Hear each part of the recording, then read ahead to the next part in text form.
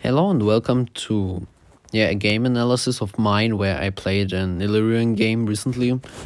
And today I want to show you how I play Elyrion my way and what are perks and drawbacks of my style of play.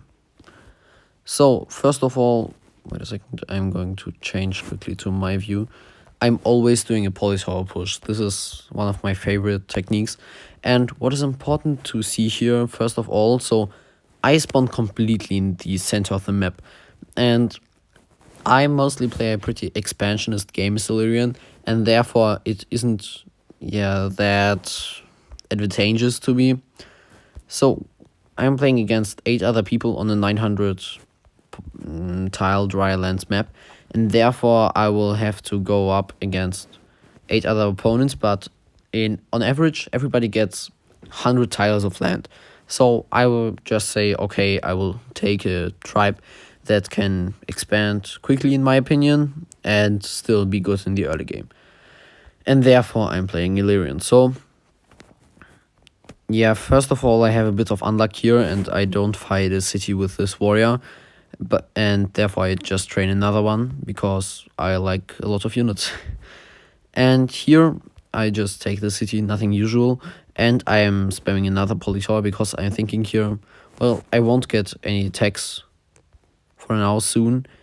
And what is my style of play? So my style of play is just getting as many units as possible in the early game and just trying to get as many cities therefore. So this rune helped me to get some cash, and this I spent immediately on archery. So instead of going for an economic approach, I thought, well, I will just capture the cities of Elyrion, because right now I don't have a single city upgraded and I have 5 income on turn 5, which is pretty bad right now. But I already have, I would say, the biggest empire of all. So here, as you can see, everybody has here 3 cities, 2 cities, 3, 3, 2, 2, and 2. And I have 5 already. And why did I choose the strategy? So I chose it because I said, well, if I can expand quickly, I maybe can get to a border in corner quickly, or just the edge of the map. And if I can get to the edge of the map quickly, then I have at least one stable border where I don't have to post any units anywhere. Because right now I could be attacked from any side, and then I would have to place units everywhere. And this is pretty bad because you only can win somewhere if you can concentrate your force. This is just pretty normal stuff. And if you can't concentrate your force quickly enough, then you will just get overrun by somebody who can. So here, as you can see, my archers just can demolish everything in their way. So these units, and especially the swordmen, will help me later conquer as many cities as possible. So this unit got kicked back, but my polytowers can siege every single city the Green Elyrion has, and right now I will just be able to attack relentlessly. So here I find Imperius, and I think, oh well, with this military that I've gotten here, I will be able to attack him quickly in the future. So I'm just capturing all cities right now, and this is just my style of play. So I think I don't know anybody else who's playing like that. So this was maybe a bit too aggressive here, but mostly what I'm doing, I'm not upgrading my cities properly, but instead of going for forestry and lumber huts, I'm going for forestry and sanctuaries first, and lumber huts if they just fit anywhere else. So I placed my first sanctuary, I think somewhere here. Here I think, so I can get some polytowers here, and I just try to overrun all of my opponents pretty quickly and finding more villages in the process. But here I find Chinchi, and this is pretty bad because now I have 2 sides where I have to defend, one here against Imperius and the other one here. So, but the problem is while I can attack the side where Imperius is because I have units here, I have no units here at all. So some archers that I've just created right now, and yeah, now even Simenti joins the fight, and this is pretty bad. So as you can see here, I have only a few units, some archers in the region, and they already come with a swordman and some warriors. So if I disable the fork right now, they don't have a lot of units, but I could have expected some more. And Imperius also doesn't have a big army yet, but I didn't know this, so yeah. So let's go on. Yeah, nothing new. Imperius destroys the Elyrion player, and my sanctuaries start to make money. So here I just got a rune, I think, somewhere. I don't know where it was, but here this city is pretty important because it also allows me to get quite some polytaurs later. And I just get some archers because in my opinion, archers are the best defensive units that you can get because they are ranged, they do a lot of damage, they give you the defense bonus if you unlock them, and furthermore, they can also attack. So this is a great unit, especially combined with warriors and polytaurs, because these have high attack or high HP or defense or both.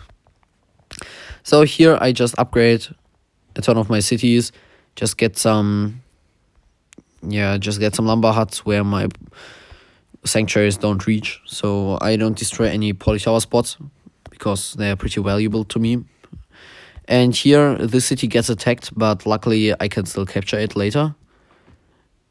And yeah, I took organization. Just keep in mind, even organization cost me 16 to 18 money at least. So that's a pretty big deal for me to just buy any tech at all here. And furthermore, that's not the only money I spent this turn, so I also have to do other things. And I upgrade these two polytaurs here.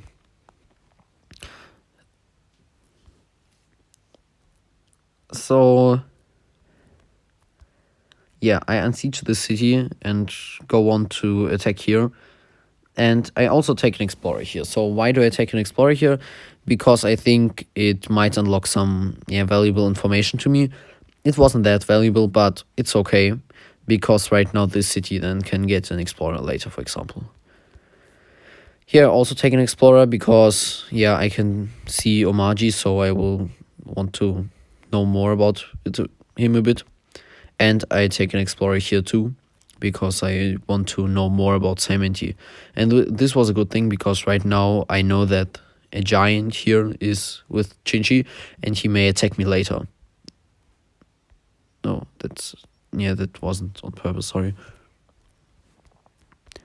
So yeah, I just upgrade some cities, and as you can see, my strategy of getting a huge empire first paid really off, because turn 12 I already have 46 income with some sanctuaries that I have built, and this combined with some upgraded cities later, because as I told you before, my playstyle is mostly just take first, upgrade later, and not the other way around.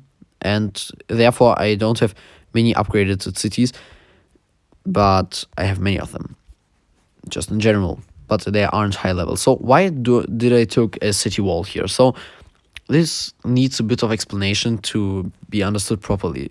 So first of all, I think even though the Imperius player has 2 city walls here, which is pretty difficult to attack, especially if I don't have mathematics, I still think I can attack the Imperius player better than the Chinchi player right now. So why do I think that?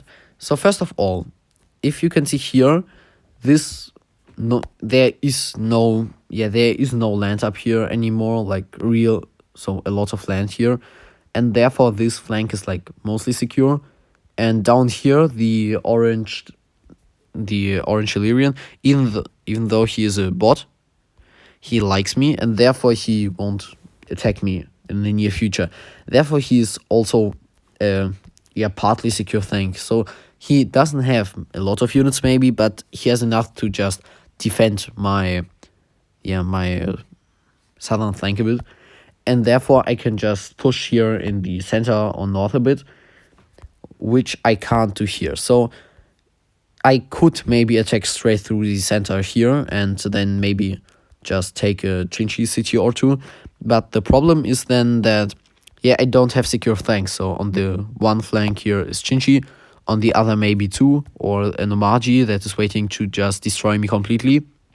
And therefore, I just can't attack here. Furthermore, I have a bigger concentration of units there than here really on the front, even though I may have more polytowers available here. But here also a lot of polytowers, so I can use them too to get, yeah, some fighting units. And therefore I took a city wall here. And furthermore, I also will have to go on the defense pretty quickly in the near future, because I only can attack, yeah, one place at a time. I can't just spend all of my forces and attacking 3-4 tribes at the same time. Well, I will just get completely destroyed. Therefore, I will have to, yeah, plan more cautiously and think about, yeah, whom to attack. And I thought Imperius was a good target. So this Omaji player, yeah, that it isn't good news that he has a giant here, and this sieged, yeah, city combined with all of these swordmen approaching me really shows that this city wall play was the right call. But furthermore, yeah, this explorer I took before really revealed me that there was fighting units that went maybe towards me. And without Fork, you can see he has already some giants, and if he just takes a city or two, my entire defense system collapses. So why is this the case? Why did I wall the city as well? Because if this city falls too, because it has 3 attacking angles, the city from here and from here, and they can all just take the city, and I can't reinforce this. And after that, I can't reinforce this city either, and this city either, and with these two, if they fallen already, then I can't reinforce this city, and then this, and then my capital, and then it's game over. And because of that, I just will have to fortify either every city or maybe start a counterattack so I can just destroy my opponents more quickly. Yeah, because I pretty much don't have any other possibility. Yeah, these explorers really helped me a lot here, because now I know what's going on, and I know that this orange Elyrion may, yeah, be way more vulnerable than before, thought before. And furthermore, why did I do this polytower push here? That's because this because this farm here, next to the polytower, wasn't able to spawn if there was no villager. Therefore, I put the polytower here so the orange Elyrion couldn't take it first. So in this turn, I have to liberate this city and attack here as well. So I just walk through his defenders here, because I think, well, he has the defenders in his city walls, but they can't attack my units. So I just walk past them and reveal some more territory. And here I just attack the units back with my archers. These archers are very secure. They can't be really attacked, and they give me a lot of flexibility in defending my cities, which is really important. Furthermore, I will also have to get maybe think about how I will defend against Omaji in the future, because he might become a real problem for me. I just killed some of his units now, but yeah, maybe later he will become a big problem to me. So I also try to, send everybody some peace treaties after unlocking strategy, because I think, well, these giants, when they are approaching me, I will just have to get a defender in here and play for time until I can get a better response here. And furthermore, peace treaties, for example, to the spot or to the other units, may be very beneficial to me, because these may allow me to get a secure side or two. So, yes, Simenti unfortunately rejected my peace treaty, but this isn't all too bad, because he only has a small border with me. But Chinchi did, and this was pretty surprising. I thought he would just Yeah, I thought he would just backstab me in a second or two, and then I thought, oh, it wasn't a good idea. But it turned out that it was pretty good, because then he could attack the Omaji player, and he was a thorn in my eye a bit. And then, yeah, he relieved some pressure off this side. And the bot, after he accepted my treaty, so normally I would just recommend to go after every bot you see, because then you can just get their land for free. It's like free real estate. But the problem here is I don't have any units here right now, so I can just count my units real quick. So on the units that are near the border of Imperius, there are 1, 2, 3, 4, 5, 6, 7, 8, 9, 10 units in total. And these 10 units won't be able to hold such a big front line, and therefore I need the help of this orange Elyrion, even though he may be a pretty bad player, because he is a bot. As you can see here, for example, just doesn't take out any units or something, but it's better to have it. So this Omaji also is a bot, but it wasn't that important. I just sent it to everybody in a quick rush, and maybe it was a bit, yeah, not very good. So Imperius got Swordman here, which is pretty bad for me. I still am getting a lot of income through my sanctuaries, and still maybe can defend, but the problem here is now this Simenti, you saw it up here before for a quick while, was approaching, and now I just can't take any of those Imperial cities. So this is a big problem, because I need catapults, and these catapults still cost a lot. Yeah, which is pretty bad for me. So I get roads, and yeah, I think roads were a pretty important part of this game. So roads, first of all, allow to connect all of my cities. All of my cities, that's pretty, yeah, that's a lot. I have 6 cities up here north, and then I also have 9 cities down here. So I have 15 cities in total, turn 14, which is pretty good. So I think no other tribe would have been able to do something like this. And yeah, this just gives me 30 population if I connect every city, because 1 for my capital and 1 for every of my other cities. And also it gives me the network monument, which is also pretty good.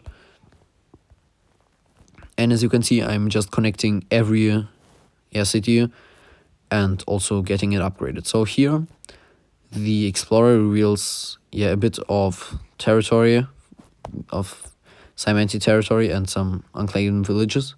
And also, as you can see here, so I'm pounding this giant and trying to get rid of it as soon as possible.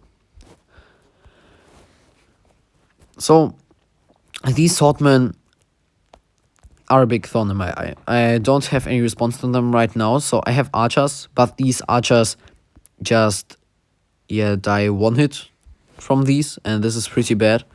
And also, even though the bot gets some city walls, I can't count on his support for prolonged amounts of time, because he will just get destroyed by these swordmen. And furthermore, as you can see here, they are maybe pushing to me a bit, so this is pretty bad. But then I get a peace treaty with Margie, and this is a pretty good thing, because now I can be safe about it. But I'm still a bit critical about my allies, so I think, so what I'm not seeing right now is that they are fighting, because what I'm thinking of right now is that he maybe has some ranged units behind these swordmen, and that he may just break peace any second with me. And I was pretty worried of that, and therefore I also took I will just get some situations here later, you will see it. And I got farming too, because farming just gives me so much population. And this is a lot of population what I'm getting here. Combined with all of the other resources and income I'm getting through workshops. So turn 15, I already have 67 income on such a big FFA map, so free for all, and I have 2 eggs from Elyrion, which will become dragons later, and this is also pretty important. So This orange Elyrion is collapsing a bit, and this is pretty bad news for me because I need this Elyrion to live on, because then I just have one completely secure side of the map, because right now I don't have any. I'm surrounded by enemies, except in the south here, but yeah, I thought that they might backstab me, therefore I still built up defenses here. But mostly in the north and on this side, I have powerful enemies that are approaching me, as you can see here. So this Elyrion, yeah, maybe just destroying me. And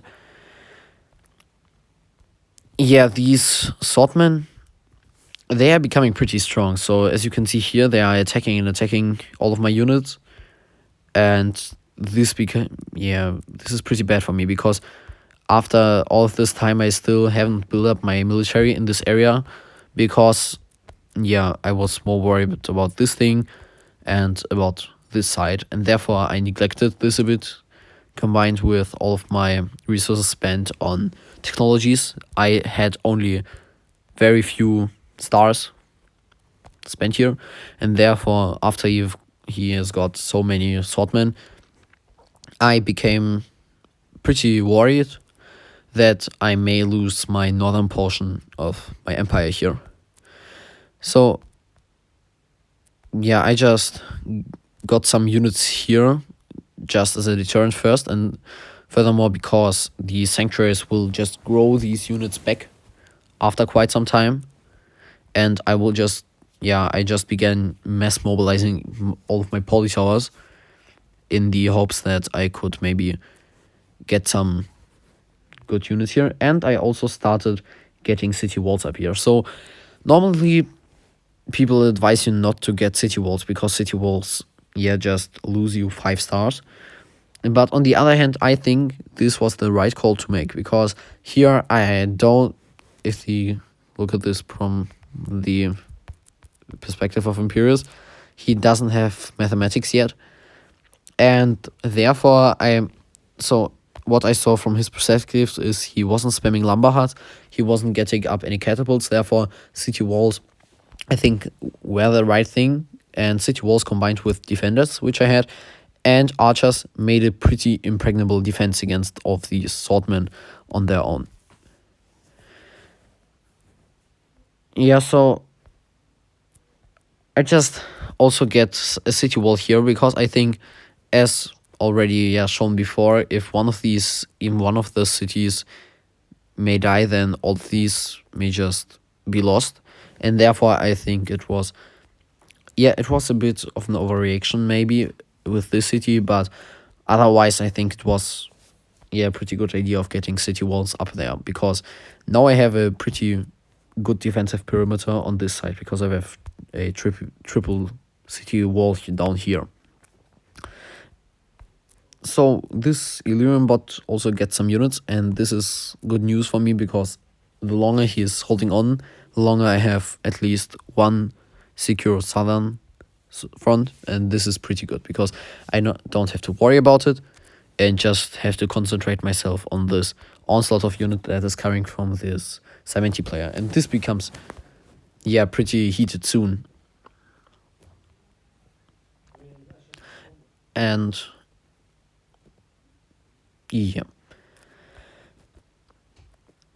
so here I just also get all of these polytowers back, and I'll start counter-attacking with my polytowers and just sniping some units up here, because they are maybe getting the city, and the city is strategically pretty important.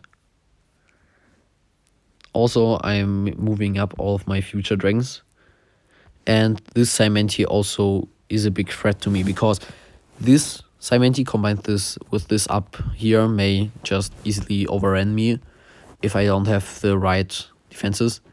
And if this Cementi and this Imperius team up on me, this portion of my empire is also threatened a lot. So I try to get an egg here as well, because I think that it's a good idea to have a super unit in the area in the near future. And I just spam yeah, I just spam city walls here because these city walls allow me to get more defensive here. Yeah. So as you can see here, I'm just getting overrun, and yeah, I think this will be the first part of the whole analysis of this game, and yeah, I will leave it at this, and I will make a second video on the rest of this game. Yeah, subscribe and like the video if you liked it. Maybe write something in the comments what I could improve in my videos, and if you liked it or not. And thank you for watching very much. Yeah, thank you for watching, and bye.